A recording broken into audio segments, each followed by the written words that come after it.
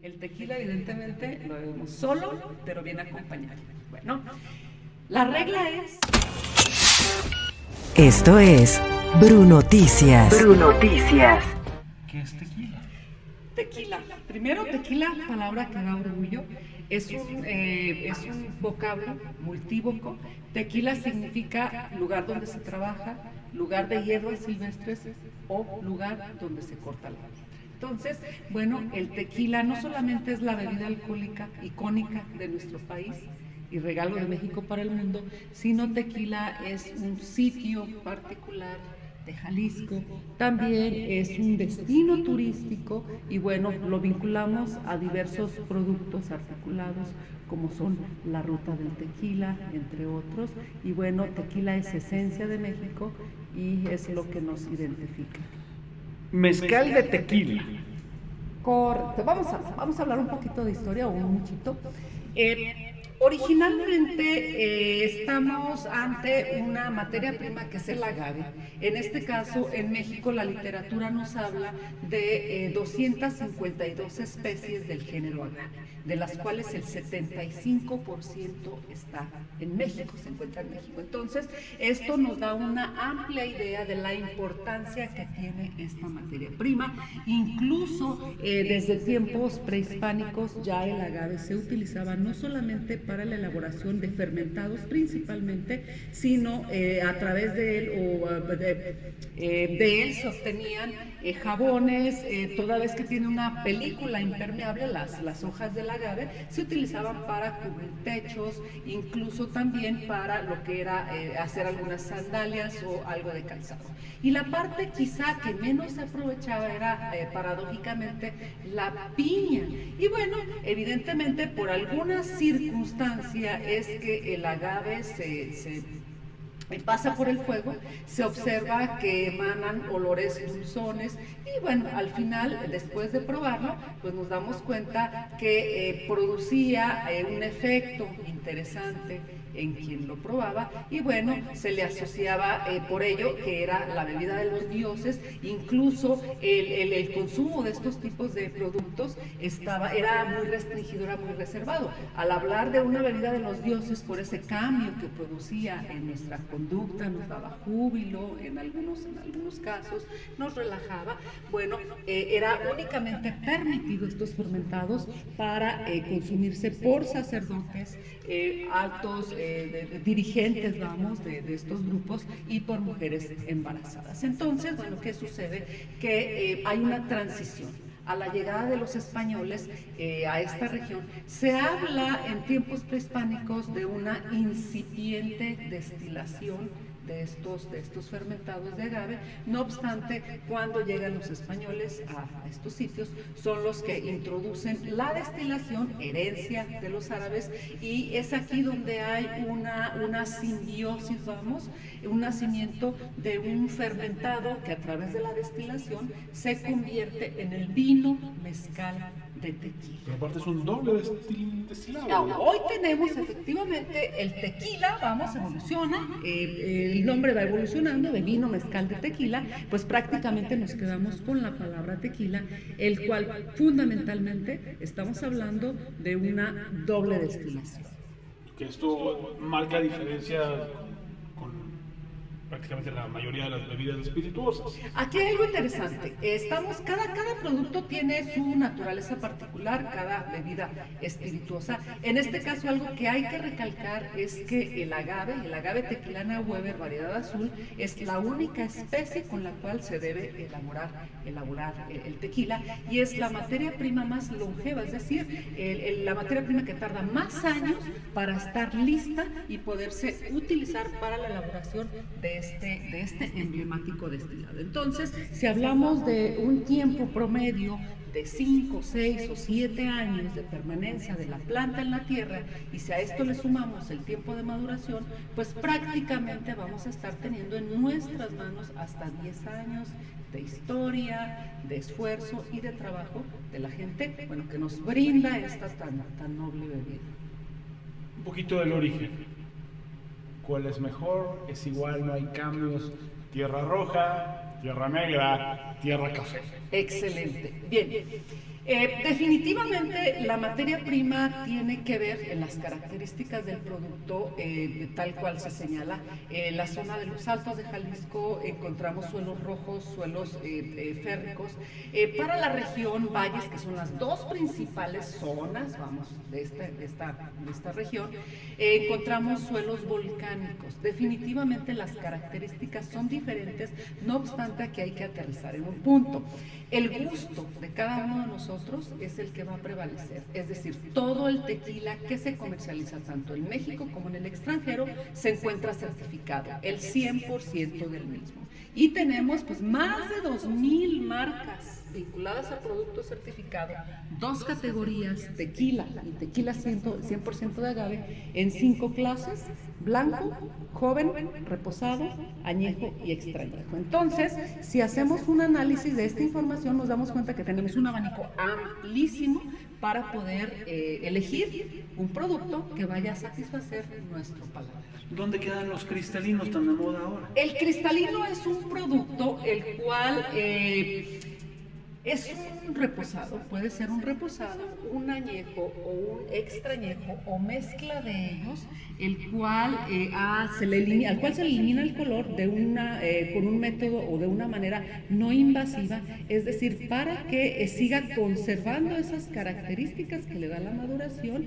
Y bueno, estamos hablando efectivamente de un producto que sigue siendo de categoría 100% de agave o tequila en la clase reposado, añejo o extrañejo. Es decir, si nosotros tomamos una botella de este producto, como bien lo mencionas, cristalino, pues necesariamente debemos encontrar la clase que nos va a remitir a un reposado, a un añejo o a un extrañejo. ¿Ha evolucionado en los últimos 30 años el tequila de forma acelerada? Por supuesto que sí. En 1949 se publica la primera norma oficial mexicana del tequila. Es decir, 49, por ahí nos vamos a los 50. En los años 50 ya estamos hablando de un tema de control, es decir, una estandarización en cuanto al proceso en la producción del tequila. Vamos evolucionando, va cambiando, pasa el tiempo. En 1974 se declara el tequila como el primer producto mexicano con denominación de origen. 1994, fecha muy interesante, nace el Consejo Regulador del Tequila, que es el organismo que garantiza el cumplimiento normativo del tequila a través de la certificación, la inspección y el análisis de todos los millones de litros que se consumen en México y en el mundo, pasan por este organismo. Y con ello se garantiza la autenticidad. Y bueno, al hablar de control, al hablar de trazabilidad, al hablar de seguimiento, necesariamente tenemos un producto que cumple a través de la inspección y la certificación que lleva a cabo el Consejo Regulador con la norma oficial mexicana del tequila. Gastronomía, incluso cuando nos vinculamos a la ruta del tequila, hay diversos elementos que están inmiscuidos o forman parte del tequila de manera directa o indirecta. Es decir, hablamos de panadería, hablamos de otros productos articulados, como sería, tenemos el volcán de tequila, y en torno a esta denominación de origen, pues hoy hay recorridos al volcán de tequila para la colecta de hongos. Entonces hablamos principalmente de gastronomía, hablamos de expresiones culturales o artísticas, como sería la arquitectura, como sería la escultura, como sería la pintura, y hablamos de la poesía, la gastronomía y el paisaje, por supuesto, el paisaje agavero, que va vinculado, el paisaje agavero y las antiguas instalaciones industriales de tequila, que los primeros indicios de producción del vino mezcal de tequila datan de 1600, y esta época nos remite a las tabernas. Entonces, pues aquí ya encontramos vestigios de construcción de lo que serían estas tabernas, y que hoy encontramos un cambio. No voy a hablar de evolución porque los orígenes se conservan, sino un cambio en cuanto a la concepción de las tabernas y lo que hoy tenemos como las empresas productoras de tequila.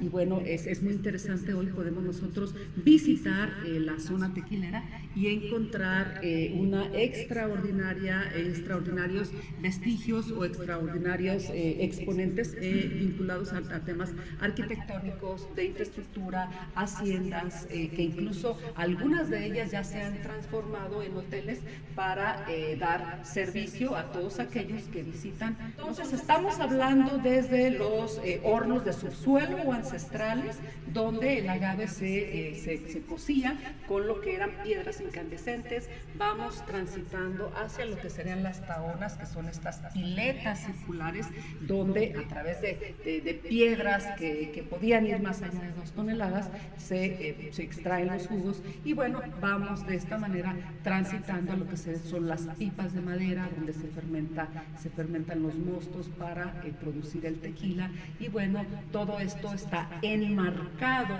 en lo que es la región tequilera, vinculado a los 5 estados de la República Mexicana y los 181 municipios que conforman esta denominación de origen. Cuando nos referimos al proceso de producción del tequila, estamos hablando de diversas operaciones unitarias o etapas. Entre ellas señalamos a la jima, después procedemos al cocimiento del agave, pasamos a la extracción de los jugos y bueno, posteriormente estos jugos pasan a un proceso de formulación y fermentación, donde los azúcares se transforman en lo que será el tequila. Posteriormente hablamos de la destilación y aquí hacemos una pausa precisamente para referirnos a las cabezas y colas. En la destilación tenemos, si hacemos una destilación en batch o en alambique, tenemos 2 etapas, que es el destrozamiento y la rectificación. En el destrozamiento es aquella etapa donde nosotros colocamos el mosto ya fermentado, es decir, los jugos del agave ya fermentados, los cuales se separan, se obtiene este producto alcohólico que dará aquí al tequila. Y bueno, derivado de la primera destilación, que es el destrozamiento, se obtiene el ordinario o alcohol ordinario. Este alcohol ordinario se vuelve a destilar en lo que sería la rectificación, que sería la segunda destilación, y en esta etapa es donde nosotros vamos a separar, bueno, evidentemente, esto atendiendo a las buenas prácticas o a las prácticas ancestrales de los maestros destiladores en cada fábrica, y ellos van a definir, ya tienen una mano muy fina, y ellos saben en qué momento empieza a destilar el tequila, y en ese momento ellos deciden la primera parte que empieza a caer, el primer líquido, se separa una porción, esas son las cabezas, sigue corriendo, que es el cuerpo, que es el tequila propiamente dicho, y volvemos a separar, y la parte residual serían las colas. Estas cabezas y colas son las que se eliminan y nos quedamos únicamente con el corazón. ¿Por qué se elimina? El centro. Porque por consideraciones propias del producto, hay congenéricos, compuestos químicos que, dada su naturaleza, están controlados o están normados, valga la expresión, en la norma oficial mexicana. Y si nosotros dejáramos una destilación corrida o continua con todos los congenéricos, pues necesariamente o seguramente tendríamos un producto que saldría desespecificado. ¿Cómo se toma el tequila? Y esta marca dice, se toma solo, pero bien acompañado. Bien, esa frase la conozco, no sé si tiene autoría. Muy bien, el tequila evidentemente lo bebemos solo, pero bien acompañado. Bueno, la regla es que no hay de cómo bebemos el tequila. Lo podemos beber solo, claro que sí, eligiendo la copa adecuada, que esto es muy importante para poder identificar esa riqueza aromática del producto, y si es elección nuestra acompañarlo de algún elemento como puede ser la sal, el limón o la sangrita, por supuesto que es válido. Ahora bien, si elegimos mezclar el tequila en coctelería, pues por supuesto que también es válido. Y bueno, señalar que dicen que para muestra basta un botón. El caso de la margarita es el cóctel más vendido en todo el mundo y más reconocido. Entonces, evidentemente, al hablar de margarita, nos estamos refiriendo al tequila y bueno, la respuesta es que la regla es que no hay regla. Lo importante de todo esto es disfrutar el tequila de la manera que para nosotros nos sea más placentera. Si nosotros estamos familiarizados con el tequila, es válido utilizar el caballito. De hecho, el caballito es insustituible y es el leal compañero del tequila. Entonces, si nosotros queremos desentrañar o irnos a la esencia del tequila, es importante elegir la copa. Una copa, se recomienda una copa tipo flauta. En este caso tenemos una copa diseñada por la Casa Riedel, es la copa para la cata o para el disfrute del tequila, que tiene características muy peculiares. Ya decía, es una copa espigada, de una base amplia, de copa tipo flauta, cuya apertura nos permite llevar el tequila a zonas específicas de nuestra boca para poder apreciarlo de mejor manera. Importante, cuando vamos a hacer la evaluación en la copa, debemos servir, si es un destilado, aproximadamente 1 onza u onza y media de destilado para que nos quede un espacio en el cual nosotros podamos percibir los congenéricos que se están conglomerando en la parte vacía de la copa. Y bueno, esta es la diferencia. Hablar del cuernito, por ejemplo, también pues tiene su antecedente, su historia, de dónde viene el cuernito. Hay que recordar que el tequila nace siendo un trago fuerte, un trago de campo, y lo que se hacía es que íbamos cabalgando, se iba cabalgando en los campos de agave, se llevaba un bule con agua y un bule con tequila, y bueno, lo que se hacía es que se colgaba al cuello la punta limpia del cuerno de toro, y bueno, esto era interesante porque al ir cabalgando, pues podíamos nosotros agarrar el bule, generalmente se equivocaban, en lugar de agarrar el agua, agarraban el del tequila. Entonces podíamos servir y beber y continuar con nuestra labor. Y había ocasiones en que se les preguntaba, bueno, ¿y el cuernito para qué? Pues el cuernito para el tequila en el caballito. Y de aquí viene la palabra caballito. Evidentemente va evolucionando la forma en la cual el cuerno, se ve la necesidad de colocar este cuernito sobre una superficie plana, se le corta la punta, se hace roma, y por eso es que tenemos esta forma muy particular de lo que hoy conocemos como el caballito. Y bueno, dicho sea de paso, tenemos una gran variedad de formas de caballitos. Si usted no se me antojó un tequila, es porque no escuchó esta entrevista. Gracias. Un placer.